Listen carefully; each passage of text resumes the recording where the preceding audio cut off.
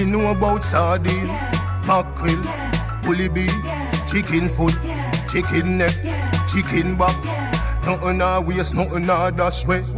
So to jumpstart this protein smoothie, the first thing you're gonna need is 1.5 cups of almond milk. Now we're gonna be putting 1 cup in the beginning. Then we're gonna add to that half of an avocado, nice and creamy.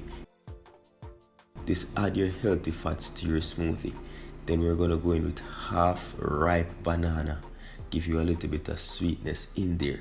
And ice cubes, these are optional, but I like my smoothie nice and chilled. You can leave this in the fridge if you don't want to eat it right away, but when you put the ice cubes in, it's best. Then I'm going to be adding here a little bit of nuts. You can add any nuts of your choice. Here I'm adding peanut. Also I'm going to be going with 1/4 cup of oatmeal, and then we're going to hit that with our protein powder. Protein powder of your choice. It's best to add a protein powder that has 0 gram sugar.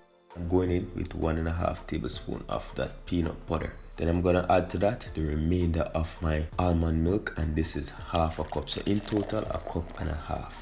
Now we're just going to blend that until nice, smooth and thick. And you should have nothing less than something glorious like this right here. Look at that avocado shining through your smoothie.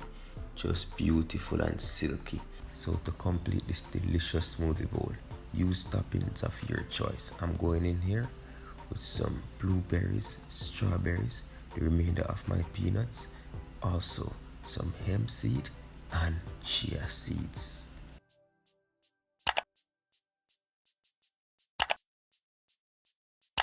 And there you have it.